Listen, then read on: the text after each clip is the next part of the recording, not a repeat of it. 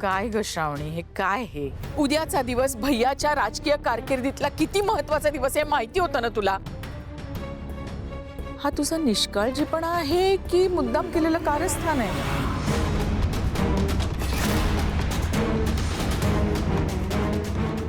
भैयाच्या हातून ही संधी गेलीये, याला फक्त आणि फक्त तू जबाबदार आहे श्रावणी.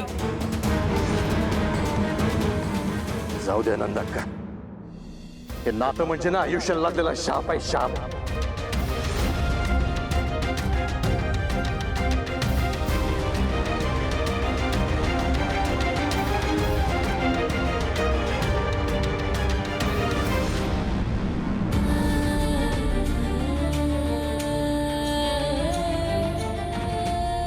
काहीच मुद्दाम नाही केलंय, खरंच मी मुद्दाम का करेन काकू? काही मी काहीच नाही केलंय खरंच. तू शांत हो. बघ, तू असं काही करणार नाहीस, आम्हाला माहिती आहे.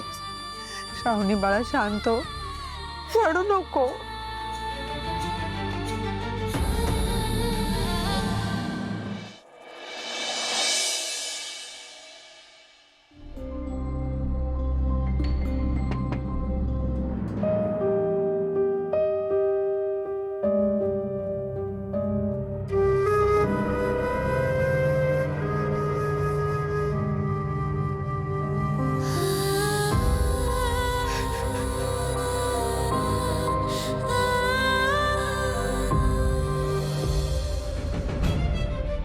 मॅडम, मगाचं ते मनाला लय लावून घेऊ नका. अहो, साहेबांचा राग तुमच्यावर नाहीये, परिस्थितीवर आहे. उगाच माझी खोटी समजूत काढू नको शुभू.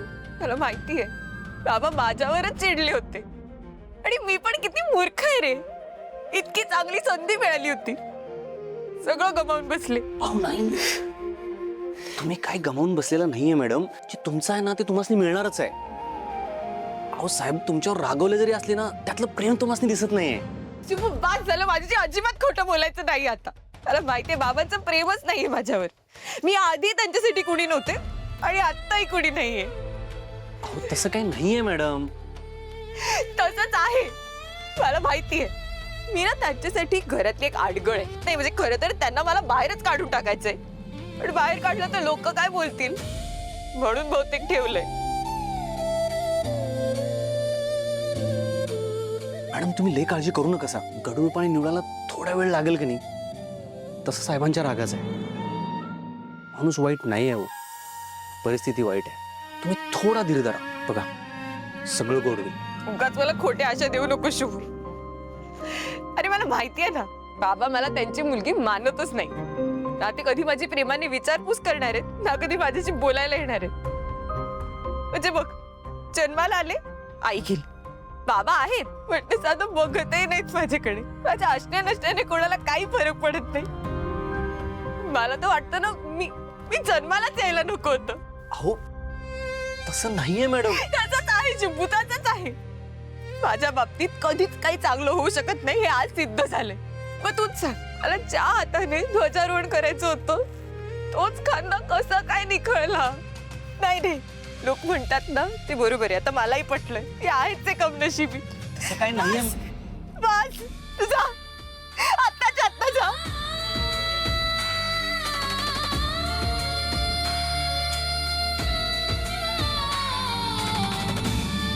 मॅडम तुमच्या डोळ्यातले हे अश्रू मी वाया जाऊ देणार नाही. उद्या साहेब स्वतः झेंडावंदनाला न्यायला येतील, हा शब्द आहे शुभूचा. मारुती राया, आता तू पाठीशी राहा. मॅडमांच्या आयुष्यात पुन्हा हसू येऊ दे.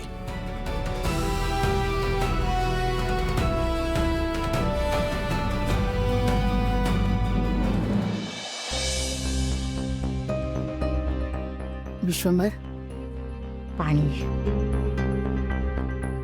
नाही, पाणी नकोय मला. काय एवढा त्रास करून घेतोयस रे? मग काय करू नंदाक्का, उद्याच्या झेंडावंदनाला पक्षाध्यक्ष येणार नव्हते. योजनेची सगळी जबाबदारी माझ्यावर टाकली होती त्यांनी. या मुलीच्या हातून झेंडावंदन करून घ्यायचं सांगितलं होतं. या उद्याच्या झेंडावंदनामुळे ना योजनेची जाहिरात झाली असती. ही अशी कामं ना पक्षाच्या वाढीसाठी महत्वाची असतात. पण या मुलीने असे उपद्व्याप करून ठेवलेत ना, काय तोंड दाखवतं सगळ्यांसमोर. नाक कापलं गेलंय माझं. खरंय तुझं. श्रावणी अगदी बेजबाबदार मुलगी आहे. तिला जाणीवच नाहीये कशाची. तिच्या जागी मोक्षा असती ना तर तुझी मान खाली जाईल असं ती कधीच वागली नसती. पण मोक्षा तुझी मुलगी नाहीये ना. कोण म्हणतं मोक्षा माझी मुलगी नाहीये? ती माझी भाची असली तरी ती माझीच मुलगी आहे. या घरची लेक आहे ती. उद्याचं झेंडावंदन मोक्षा करेल. काय? अरे पण विश्वंभर, तुझ्या अध्यक्षांना तुझी मुलगी हवी आहे, ते काय म्हणतील? त्यांना काय समजवायचं ते मी बघीन. पण मोक्षाने मला वडिलांचा मान दिलाय. उद्या मी तिला मुलीचा हक्क मिळवून देणार. उद्याचं झेंडावंदन मोक्षा करणार, शब्द आहे माझा. जग तुला शिक्षण मंत्री म्हणून ओळखत असेल, पण या अलकनंदाच्या इशाऱ्यावर नाचणारं बाहुलयस तू.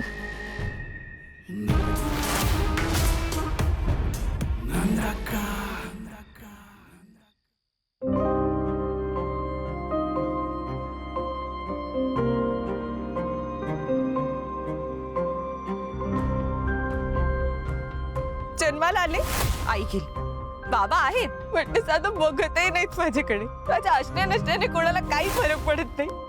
मला तर वाटतं ना मी जन्मालाच यायला नको होतं. माझ्या बाबतीत कधीच काही चांगलं होऊ शकत नाही हे आज सिद्ध झालं.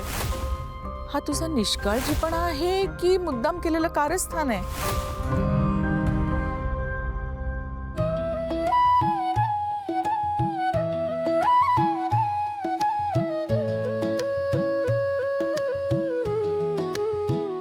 शुभू बाळा, काय झालंय र?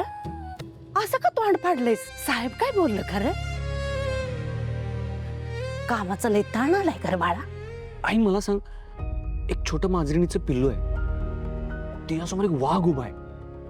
तो आता डरकाळी फोडणार आहे. तो आता खायलाच चाललाय तिला. मग ते मांजर वाचल, काय होईल त्या मांजराचं? अरे पण या वाघा मांजरीचा खेळ मला काय विचारायला आलास तू? तू सांग की. ये बघ, त्या वाघाला घाबरवायचं असेल ना तर एक मोठं जनावर आलं पाहिजे तिथं. आता ते मोठं जनावर म्हणजे हत्ती. हत्ती त्याच्या पुढे आला म्हणून समज, हा? आणि त्या हत्तीनं त्याचं सोंड काढलं आणि मोठ्यानं चित्कार मारला तर काय होईल? अरे त्याचं धाबं दणानल की, हा? आणि मग ते वाघ स्वतःचा जीव वाचवण्यासाठी जीव मुठीत घेऊन पडल की. आणि मग आपोआप ती मांजर सुटल त्या संकटातनं. आई, विशेष हाड केलायस तू. काय नात खुळायला दिलेस ग? अरे मी काय केलंय तवा? मी फक्त त्या वाघा मांजरीची काय ते गोष्ट सांगितली ना. थँक्यू. तू नुसती गोष्ट सांगाल नाहीस, अख्खा गेमच फिरवलायस तू. आता त्या वाघासमोर मोठा आवाज कुणाचा आणि कसा काढायचा ते मला पक्क समजलंय. अरे पण तू करणार काय आहेस तवा? उद्या झेंडावंदन कुणाच्या हस्ते होईल हे अख्खा महाराष्ट्र बघल. श्रावणी मॅडमांच्या डोळ्यातलं पाणी पुसायची जबाबदारी या शुभूची.